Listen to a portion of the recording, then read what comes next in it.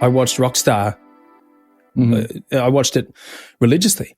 And I was idolizing you, man. I remember seeing it going, here's this Aussie dude. He's got a fucking cool hairstyle. I want to have the hairstyle. He's got like tattoos. Right. I'm too scared to get tattoos. Like he's crushing it. And you don't get me wrong. You sang like a machine. It was amazing. The whole thing. I was so into it, and I was so stoked that that we were represented in Australia, and that we were represented by someone like you. You know, it was just fucking cool. I was just thrust into this world of like, just I don't even know how I'm still here, to be honest with you. But that was an interesting time. Yeah. You made it out alive, brother. I made it out alive. I bruised and battered, but now I'm like, I feel the best I've ever felt. Great. And I was 18 years younger then, and I'm like, I was just So an idiot. So I did The Voice a couple of years ago, but which is mildly similar. That was great. I was rooting for you as well, mate. Like, because you've been doing such good work on your voice, which I've been doing the same the last kind of 10 years. I really studied it because I had some troubles. And when I saw you in The Voice, I'm like, motherfucker, where you been hiding that? And it was awesome. Thanks, and man. You wore that freaking jacket, which was a throwback to the glam rock. So I saw that. Don't worry about that. Thanks, man. Well, I've always been, I don't think we've ever really talked about this, but I've always been intrigued about what was the process for you on Rockstar Supernova, because this wasn't really a thing. It's not, the show didn't go for, there was like 3 seasons of Rockstar, and this was like just after Idol, wasn't it? So it was during Idol. So Idol had been out, I think they started in 2004. And then Rockstar In Excess was 2005. So that was, and if you remember, like everyone in Australia is like, what the hell? In Excess are looking for a news. How do we not know? And obviously the people who are in the know like knew about the show, but I became addicted to that. And we used to have watching parties after, like, because we were still gigging in our band and stuff. And then we used to watch the party. How old were you at the time? 26. Yeah. Yeah. And then when the next season came out, my buddy Glenn, he goes, you got to audition for it, because it was announced that Tommy Lee and those guys are looking for a singer. So I said, you know what, this will be a lot of fun. So I missed the Melbourne one. I flew up to Sydney, your hometown, and they had like a couple of days, and we just did like we had to audition with Molly Meldrum judging, and a panel of judges, and just threw it against the wall and saw what happened. And they gave me a phone call and said, can you stay in Sydney? Because we want you to compete for the final tomorrow. And then, so there was 3 of us that got through from Australia. It was me, and there's a local singer in Sydney called Andre, who's an incredible singer. I think I know Andre, yeah. Yeah, and so... Andre's he's brown, isn't he? Yeah. He's freaking awesome. He was an awesome dude as well. Yeah, he's killer. So... yeah, and I remember we won, and then we got the call. We had to go and get like a visa and then fly over for the auditions in Santa Monica. And there's 50 of us from around the world. It was just okay. So hang on, let me just pause you here. At this point, what was your intention going into this, or had you not really thought about it much? I talked, because I was in the band with the boys, you guys you became mates with them as well. Yeah. Yeah. Well, we just opened up for Nickelback at the Rod Laver Arena, and we did the Taste of Chaos tour. So we had like a vibe, Triple M started spinning our music, and then we had like a song on a surf video, and all, we were like, it was going pretty good. And then so I just said to the boys, listen, if I do anything with this, I'll just put the band at the forefront. And my buddy made me like a little dog tags, and it had Duke Cartel on them, and I wore them the whole show. And it was always my intention, I didn't know if I was going to win. And the longer that I went on the show, the more I kind of didn't want to win, if it makes sense, because the band was very dysfunctional. It wasn't really going to be an operating band, because Tommy Lee was just still doing Motley Crue, and he was just turning up to the tapings like off his head. Kid Rock had just started dating Pamela Anderson, so he's trash in the back room. It was just and I was like, I don't know if it was a clash of egos for a TV show, really. Yeah, it was just interesting. Like the In Excess thing is, more stable because they're actually a band. You know, they just put this band together for the TV show for Mark Burnett. And but yeah, like the whole time just had that intention. What was the band for Supernova? It was they wanted to call it just Supernova, but then there was a band called Supernova, so they had to like change it to Rockstar Supernova, which was a bit of that's a glam rock kind of name, isn't it? So it is. Immediately, it's like, oh, yeah. So who was in it? It was Tommy on drums. Tommy on drums. Gilby? It was Jason Newsted. Jason Newsted from Metallica, which was probably the most legit. He was. You know what's funny? Awesome. I forgot that Jason was in it, but that's probably because he was not carrying on. He was just being a musician and wanting to do a band. Yep. And he obviously just faded away. Well, yeah. So he lived across the road from the house. That we lived in a mansion, and we couldn't have any contact with the outside world for 3.5 months. And he lived across the road. So when the cameras were off, sometimes he'd come over and just hang with us. And and sometimes we jam, and he was all about the art, and he was wanting to get to know us because we potentially could be going on the road together. But I think as it all unraveled, he saw whatever shit show it was, and he said that he hurt his shoulder pulling an amp off a thing, but I think that was just a bit of a lie. He was like, he didn't I want to be in the band as smoothly and quietly as I can.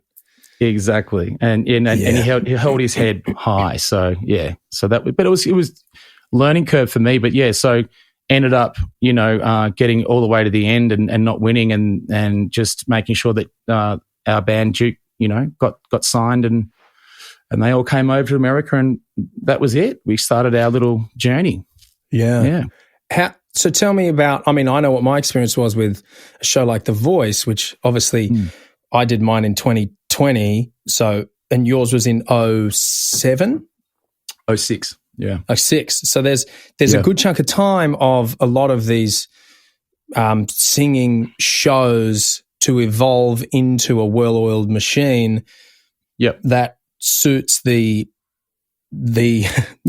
I'm a bit skeptical here, but it is what it is. Suits the network and suits the money-making thing rather than focusing on the musicians. I think what was really cool about back when you did it and even the first, I'm friends with Guy Sebastian and his season of Idol and that kind of thing. It genuinely then was about the artists, and you got so many songs and you got so much time singing, and people got to really know who you were as a person. But more importantly, it was less about the sob story of who you are and trying to manipulate people into loving you or hating you. It was just about showing who you are and showing how you perform and what you sound like in many different ways.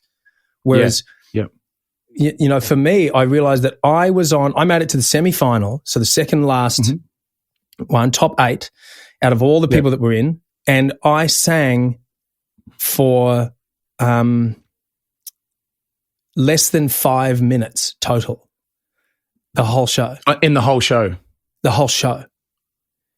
Yeah. The amount of actual time that I was singing songs for all those episodes was, less than 5 minutes. Whereas go back to... You mean the whole season or just that one night? The whole season. I would do... So you did like 60 second or 70 seconds of a song? Yeah. They would give us a 90-second cut of a song. That's what we had to cut it down to. One of them was a battle, which was... So it was 45 seconds, so it was half. And I was in, and they kept shortening the show. So there would be less and less and less episodes. So for The Voice, for instance, they've figured out that all of the viewing and the exciting viewing comes from the blind auditions where they turn the chairs, and the rest of it, they're not really interested in curating a great artist to finish, to turn into something afterwards. It's about the show. They just kind of wrap it up as quick as they can. Yeah. And I went into this knowing partially, I went into it knowing a lot more about the industry and about the format and being well aware of what I was getting myself into. But there was still a lot of stuff that I learned doing the show that I was like, wow, this is actually, there are certain things that are a lot more contrived than I thought they would be. What I'm getting at is how much of that what was your inside experience of the show that you did? Was it, did it feel really contrived? Did it feel really organic? Where did that sit for you?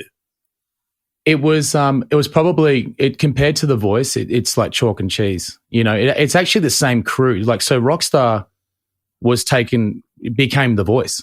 That's the same team. So wow. the whole house band in America was the same house band that was on Rockstar. So it was just interesting. I think Mark Burnett saw that to put on. I was so lucky that I was in only 2 seasons of probably one of the best rock and roll TV shows ever. I'd have to, the way it was done. I was grateful for that. But 3.5 months of 200 crew filming 24 hours a day, pretty much, is, you know, it's got to do well. Otherwise, that, you know, how much you really making money on that? 3.5 months. I was fortunate. 3.5 months I was, and it was a tight cast too, wasn't it? How many casts did you 15. start with on that? We had 50 for the audition. I think they auditioned about 30,000 around the world, and then 50 for the auditions, and then they cut it down to 15 for the show, and then each week, and then we were, you know, and it was live. A lot of the shows, we had to film the show sometimes at 4 a.m. so they could put it on air around the world that night for the voting and stuff like that. I'm not sure if you experienced that, like weird times, but I remember getting out of bed at 4 a.m. and then having to sing like bloody Radiohead or something. And I'm like, dude, I'm normally getting home at this time. You know, like, this is not optimal time for singing. But I had such good memories of it because we got to showcase our original songs. They put us in like songwriting. All of a sudden they'll just go, all right, guys, we're going to do some songwriting with the band today. So Tommy would come in with Jason and Gilby. They put together like 1.5 minutes of music, and you got to go away, come up with lyrics and melody, and then come back and perform it. And so it was cool, awesome. Man. So, and we're sitting in this big hall, and so you come out with your lyrics and you give you a microphone and you rock out, and then they'd be like, yeah, fuck yeah, man. And then it was awesome seeing everyone's perspective on the songwriting and lyrics. Yeah. And so I immediately gravitated to the people where I was like, wow, that was a sick song. And you know, we formed little friendships, and then, you know, but Burnett, the guy who, you know, he's responsible for The Bachelor and all these shows. If people are getting too comfortable, show. If people are getting comfortable, a little tap on your shoulder, and he'd be like, hey, Toby, did you practice your elimination song? And I'm like, I thought I crushed it. No, he goes, because I didn't that day, because they always say you should just keep your rehearsal up just in case. And that day I didn't, because I don't know if I couldn't be bothered, or I don't know, but he gently. Probably rightly so. We're like, I'm not going home. I'm fucking crushed this. Because Tommy Lee was like always going, you're not going anywhere. And I'm like, well, he pretty much runs the show because he's bigger than the show itself. But sure enough, that next week I was in the bottom 3 and had to fight for my spot. So that's what they do. So that's where it was. A TV show. They would twig some berries here and there, and the guy that That's great TV though, man. Like it is good TV, yeah. You know, and this is the thing that I learned is when you do a TV show, it's about the TV show. It's not about the individuals. It is about the show. And if you go in thinking that it's about you, all the best. Because it's just not. There's good guys, there's bad guys, and they will turn you into whatever they need you to be to benefit the show. So that, you know, you being the Aussie larrikin who's crushing it and doing really well, for him to be in the bottom 3, that's good TV. It's probably not. There's a good chance that was a producer decision because it makes for good TV, but it made for good TV. Or I was just shit that week. I thought I wasn't, but that's about it.